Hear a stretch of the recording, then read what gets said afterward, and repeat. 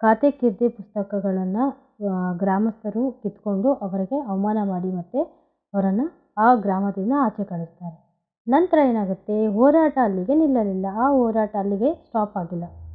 1942 September 27ರಂದು ಸಂಜೆ ಓಕೆನಾ, ಅವತ್ತಿನ ಒಂದು ಈವ್ನಿಂಗಲ್ಲಿ ಗ್ರಾಮಸ್ಥರು ವೀರಭದ್ರ ದೇವಸ್ಥಾನದ ಮುಂದಿನ ಅಂಗಳದಲ್ಲಿ ಹಾರಿಸಿದ್ದ ಧ್ವಜದ ಕೆಳಗೆ ಗುಪ್ತ ಸಭೆ ಸೇರಿದರು. ಗುಪ್ತ ಅಂದರೆ ಸೀಕ್ರೆಟಾಗಿ ಅವರು ಏನೋ ಪ್ಲ್ಯಾನಿಂಗ್ ಮಾಡ್ತಾರೆ. ಎಲ್ಲಿ? ವೀರಭದ್ರ ದೇವಸ್ಥಾನ ಅಲ್ಲಿ ಒಂದು ಹಿಂದಗಡೆ ಏನು ಮಾಡ್ತಾರೆ, ಅವರು ಒಂದು ಸೀಕ್ರೆಟಾಗಿ ಒಂದು ಪ್ಲ್ಯಾನ್ನ ಮಾಡ್ತಾ ಇದ್ದಾರೆ, ಹೇಗೆ ಬ್ರಿಟಿಷರ್ಸ್ನ ಇಲ್ಲಿಂದ ಓಡಿಸ್ಬೇಕು ಅಂತ. ಭವಿಷ್ಯದ ಪ್ರಜೆಗಳಾದ ಮಕ್ಕಳನ್ನು ಒಳಗೊಂಡು ತಮ್ಮದೇ ಸರ್ಕಾರವನ್ನು ರಚಿಸಿ ಊರ ರಕ್ಷಣೆಗೆ ನಿಂತರು. ಇದೆಲ್ಲ ಮಾಡೋರು ಯಾರು ಅಂದರೆ ಮಕ್ಕಳು. ಓಕೆನಾ, ಮಕ್ಕಳು ಏನು ಮಾಡ್ತಾರೆ, ಮುಂದಿನ ಪ್ರಜೆಗಳು ಅವರೇ ಅಲ್ವಾ, ಅದಕ್ಕೋಸ್ಕರ ಮಕ್ಕಳು ಏನು ಮಾಡ್ತಾರೆ, ಅವರಲ್ಲೇ ಒಂದು ಸರ್ಕಾರವನ್ನು ರಚಿಸಿಕೊಂಡು ಅವರು ಒಂದು ಈಸೂರು ಗ್ರಾಮದ ಒಂದು ರಕ್ಷಣೆಯನ್ನು ಮಾಡ್ತಾರೆ. ಮಕ್ಕಳಾದ ಸಾಹುಕಾರ್ ಜಯಣ್ಣನನ್ನು ಅಮಲ್ದಾರನನ್ನಾಗಿಯೂ ಮಲ್ಲಪ್ಪಯ್ಯನನ್ನು ಪೊಲೀಸ್ ಅಧಿಕಾರಿಯಾಗಿಯೂ ನೇಮಿಸಿದರು. ಇದು ರಿಯಲ್ ನೇಮ್. ಏನಂದರೆ ಸಾಹುಕಾರ್ ಜಯಣ್ಣ ಅವರ ಹೆಸರು, ಆ ಮಗು, ಆ ಹುಡುಗ ಅಥವಾ ಹುಡುಗಿಯ ಹೆಸರು, ಹುಡುಗನ ಹೆಸರದು. ಅವನನ್ನು ಅಮಲ್ದಾರನನ್ನಾಗಿ ಮಾಡ್ತಾರೆ. ಮಲ್ಲಪ್ಪಯ್ಯ ಇದನ್ನಲ್ವ, ಆ ಹುಡುಗನ ಪೊಲೀಸ್ ಅಧಿಕಾರಿಯನ್ನಾಗಿ ಅವರವರೇ ಡಿಸೈಡ್ ಮಾಡ್ಕೊತಾರೆ. ಇವರೊಂದಿಗೆ ಇತರೆ ಮಕ್ಕಳು ಸೇರಿಕೊಂಡು ಇವರ ಜೊತೆ ಏನು ಮಾಡ್ತಾರೆ, ಇನ್ನು ಮಿಕ್ಕಿದ ಮಕ್ಕಳು ಇರ್ತಾರಲ್ವ ಅವರು ಸಹ ಅವರ ಮಕ್ಕಳ ಜೊತೆ ಸೇರ್ಕೊತಾರೆ. ಊರಿನ ಅಗಸೆ ಬಾಗಿಲಲ್ಲಿ, ಊರಿನ ಅಗಸೆ ಅಂದರೆ ನಾವು ಊರಿಗೆ ಯಾವುದಾದ್ರೂ ವಿಲೇಜ್ಗೆ ಎಂಟ್ರಿ ಕೊಡಬೇಕಾದ್ರೆ ಏನು ಮಾಡ್ತಾರೆ, welcome to Hubli, welcome to Dharwad ಅಂತ ಕೊಡ್ತಾರಲ್ವ, ಅದೇ ರೀತಿಯಾಗಿ ಇಲ್ಲಿ ಏನು ಮಾಡುತ್ತೆ, ಅಗಸೆ ಬಾಗಿಲಲ್ಲಿ ಏನು ಬರೆದಾಕ್ತಾರೆ, ಬೇಜವಾಬ್ದಾರಿ ಸರ್ಕಾರಿ ಅಧಿಕಾರಿಗಳಿಗೆ ಈಸೂರಿನಲ್ಲಿ ಪ್ರವೇಶವಿಲ್ಲ ಎಂಬ ಫಲಕವನ್ನು ತೂಗು ಹಾಕಿದರು. ಬೇಜವಾಬ್ದಾರಿ ಅಂದರೆ ಇರ್ರೆಸ್ಪಾನ್ಸಿಬಲ್ ಸರ್ಕಾರಿ ಗೌರ್ಮೆಂಟ್ ಆಫೀಸರ್ಸ್ಗೆ ನಮ್ಮ ಈಸೂರಿನಲ್ಲಿ ಯಾವುದೇ ರೀತಿಯಾದ ಎಂಟ್ರೆನ್ಸ್ ಇಲ್ಲ ಅಂತ ಹಾಕ್ತಾರೆ. ಅಲ್ಲೇ ಕಚೇರಿಯನ್ನು ಪ್ರಾರಂಭಿಸಿದರು. ಅಲ್ಲೇ ಚಿಕ್ಕದಾದ ಒಂದು ಕಚೇರಿ ಅಂದರೆ ಒಂದು ರೂಮ್ ಥರ ಏನೋ ಮಾಡ್ತಾರೆ. ಗಮನಿಸಿದ್ದೀರಾ ನನ್ನ ಮಡಿಲಿನ ಮಕ್ಕಳ ಸಾಹಸವನ್ನು? ನೋಡಿದ್ರೆ ಇವರು ಎಷ್ಟು ಚಿಕ್ಕ ಮಕ್ಕಳಾದರೂ ಸಹ ಅವ್ರಿಗೆ ಎಷ್ಟು ನಾಲೆಡ್ಜ್ ಇದೆ, ಎಷ್ಟು ಅವರ ಒಂದು ಊರನ್ನು ಅವರು ಸ್ವಾತಂತ್ರ್ಯ ಮಾಡಬೇಕು ಅಂತ ಯೋಚನೆ ಮಾಡ್ತಾ ಇದ್ದಾರೆ. ಖಾತೆ ಕೀರ್ತಿ ಪುಸ್ತಕಗಳನ್ನು ಪಡೆಯಲು ಪಟೇಲ್ ಚನ್ನಬಸವಯ್ಯ ಮತ್ತು ಶಾನುಭೋಗ ರಂಗನಾಥರಾವ್ ಮತ್ತೆ ಬಂದರು. ಆ ಮಕ್ಕಳು ಅದನ್ನು ಇಸ್ಕೊಂಡಿದ್ರಲ್ವ, ಆ ಪುಸ್ತಕಗಳನ್ನು ತಗೊಳ್ಳೋಕ್ಕೆ ಪಟೇಲ್ ಚನ್ನಬಸವಯ್ಯ ಮತ್ತು ಶಾನುಭೋಗ ರಂಗನಾಥ ಅವರು ಬರ್ತಾರೆ. ಅವರನ್ನು ಮಕ್ಕಳಿಂದ ರಚನೆಯಾದ ಹೊಸ ಸರ್ಕಾರ ಅಧಿಕಾರಿಗಳು ತಡೆದರು. ಅಂದರೆ ಅಲ್ಲಿ ಮಕ್ಕಳಿಂದ ಹೊಸ ಸರ್ಕಾರ ರಚನೆ ಆಗಿತ್ತಲ್ವ, ಅದನ್ನು ಮಕ್ಕಳು ತಡೀತಾರೆ. ಅವರನ್ನು ರಾಜೀನಾಮೆ ಕೊಟ್ಟು ರಿಸೈನ್ ಮಾಡಿ ಗಾಂಧಿ ಟೋಪಿ ಹಾಕಿಕೊಂಡು ಈಸೂರು ಸರ್ಕಾರದಲ್ಲಿ ಕೆಲಸ ಮಾಡಬೇಕೆಂದು ಅವರಿಗೆ ಆಜ್ಞೆ ಮಾಡಿದರು. ಮಕ್ಕಳು ಏನು ಮಾಡ್ತಾರೆ, ನೀವು ಗಾಂಧಿ ಟೋಪಿಯನ್ನು ಹಾಕಿ ನಮ್ಮ ಈಸೂರು ಸರ್ಕಾರದಲ್ಲಿ ನೀವು ಕೆಲಸ ಮಾಡಿ, ಅವರು ಬ್ರಿಟಿಷರ ಜೊತೆ ಕೆಲಸ ಮಾಡೋದನ್ನು ಬಿಟ್ಬಿಡಿ ಅಂತ ಹೇಳ್ತಾ ಇದ್ದಾರೆ. ಇದಕ್ಕೆ ಅವರು ಒಪ್ಪಲಿಲ್ಲ. ಅದಕ್ಕೆ ಅವರು ಏನು ಮಾಡಲಿಲ್ಲ, ಒಪ್ಪಲಿಲ್ಲ. ಅವರಿಗೆ 50 ರೂಪಾಯಿಯ ದಂಡ ವಿಧಿಸಲಾಯಿತು. ಅವರಿಗೆ 50 ರೂಪೀಸ್ ಏನಾಗುತ್ತೆ, ಪೆನಲ್ಟಿ ಆಗ್ತಾರೆ.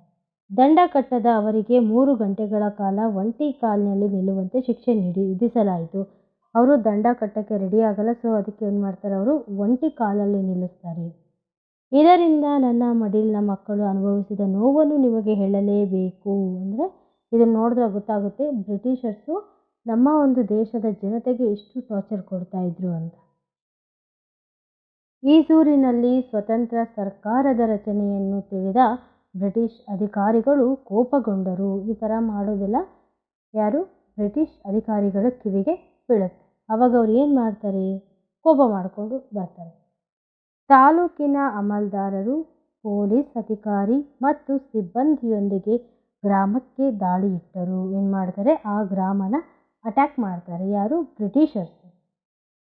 ಬ್ರಿಟಿಷ್ ಅಧಿಕಾರಿಗಳು ಗ್ರಾಮ ಪ್ರವೇಶಿಸಿದಂತೆ ಜನರು ಪ್ರತಿಭಟಿಸಿದರು. ಅವರು ಜೋರಾಗಿ ಒಂದು ಪ್ರತಿಭಟನೆಯನ್ನು ಕೂಗ್ತಾರೆ, ಸ್ಲೋಗನ್ನ ಕೂಗ್ತಾರೆ. ಕೋಪಗೊಂಡ ಅಧಿಕಾರಿಗಳು ಆ ನಿರಾಯುಧ ಜನರ ಮೇಲೆ ಲಾಠಿ ಬೀಸಿದರು. ಬ್ರಿಟಿಷರ ಕೈಯಲ್ಲಿ ಲಾಠಿ ಇತ್ತು ಮತ್ತು ಬಂದೂಕು ಇತ್ತು. ಸೊ ಅವರು ಈಸಿಯಾಗಿ ಜನರ ಮೇಲೆ ಗುಂಡಿನ ದಾಳಿಯನ್ನು ಮಾಡ್ಬೋದಾಗಿತ್ತು. ಸಿಕ್ಕವರನ್ನೆಲ್ಲ ಚಚ್ಚಿದರು.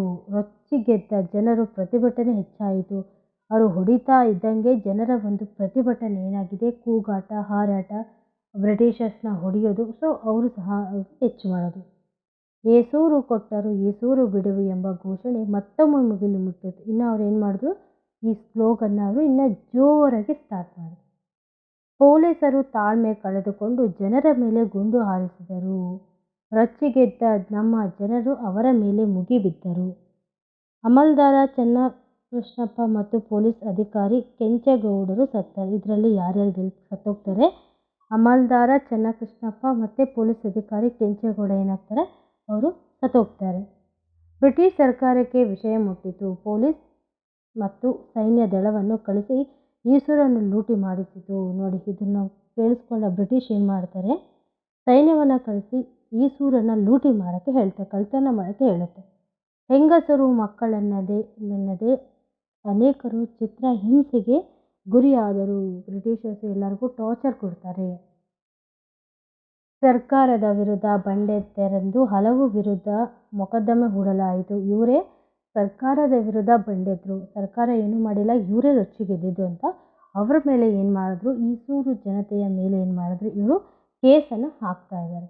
ಮುಂದೆ ಈ ವೀರರಲ್ಲಿ 5 ಮರಣದಂಡೆಗೆ ಗುರಿಯಾದರು. ಈ ಒಂದು ಈಸೂರಿನಲ್ಲಿ 5 ವೀರರು, ಹೀರೋಸ್ ಅಂತಾರಲ್ವ, ಅವರು ಏನು ಮಾಡಿದ್ರು, ಮರಣದಂಡನೆಗೆ ಗುರಿಯಾದರು, ಹ್ಯಾಂಗ್ ಮಾಡಿದ್ರು. ಯಾಕಂದರೆ ಅದು ಬ್ರಿಟಿಷ್ ಸರ್ಕಾರ ಅಲ್ವಾ, ಸೊ ಅವರಿಗೆ ಯಾವುದೇ ಒಂದು ರೂಲ್ಸ್ ಏನು ಮಾಡಿದ್ರು ನಡೆಯುತ್ತೆ. ನಮ್ಮೂರಿನ ಜನರ ಸ್ವಾತಂತ್ರ್ಯ ಪ್ರೇಮ ಹಾಗೂ ಮಕ್ಕಳ ಧೈರ್ಯವು ಕನ್ನಡಿಗರ ಮನೆ ಮಾತಾಗಿದೆ. ನಾವು ಈ ಒಂದು ಬ್ರಿಟಿಷರ ವಿರುದ್ಧ ಹೋರಾಡಿದ ಒಂದು ಕಥೆಯನ್ನು ನಾವು ಮರೆಯೋಕ್ಕೆ ಆಗಲ್ಲ. ಇದು ಒಂದು ಕಥೆ ಅಲ್ಲ, ರಿಯಲ್ ಸ್ಟೋರಿ. ಅದನ್ನು ನಾವು ಯಾವತ್ತೂ ಮರೆಯೋಕ್ಕೆ ಆಗದೇ ಇರೋದು. ಇಡೀ ಭಾರತದಲ್ಲೇ ಸ್ವಾತಂತ್ರ್ಯ ಪೂರ್ವದಲ್ಲಿ ಮೊಟ್ಟ ಮೊದಲಿಗೆ ಸ್ವತಂತ್ರ ಹಳ್ಳಿ ಎಂಬ ಹೆಸರು ಪಡೆದ ನಾನೇ ಧನ್ಯ. ಇಡೀ ಭಾರತದಲ್ಲಿ ಫಸ್ಟ್ ಫ್ರೀಡಮ್ ಆಗಿರೋ ಒಂದು ಹಳ್ಳಿ ಅಂದರೆ ಅದು ಈಸೂರು ಹಳ್ಳಿ. ಓಕೆನಾ. ಆ ನಂತರ 1942ರಲ್ಲಿ ಫ್ರೀಡಮ್ ಇದಕ್ಕಾಯಿತು ಅನಿಸುತ್ತೆ. ನಂತರ 1947ರಲ್ಲಿ ನಮಗೆ ಒಂದು ಸ್ವಾತಂತ್ರ್ಯ ಸಿಕ್ಕಿತು. ಈ ವಿಡಿಯೋ ಇಷ್ಟ ಆಗಿದ್ರೆ ಲೈಕ್ ಮಾಡಿ, ಶೇರ್ ಮಾಡಿ ಹಾಗೂ ಕಮೆಂಟ್ ಬಾಕ್ಸಲ್ಲಿ ಕಮೆಂಟ್ ಮಾಡಿ ಹೇಗಿದೆ ಅಂತ. ಅದೇ ರೀತಿಯಾಗಿ ಸಬ್ಸ್ಕ್ರೈಬ್ ಮಾಡಿ. ಧನ್ಯವಾದಗಳು.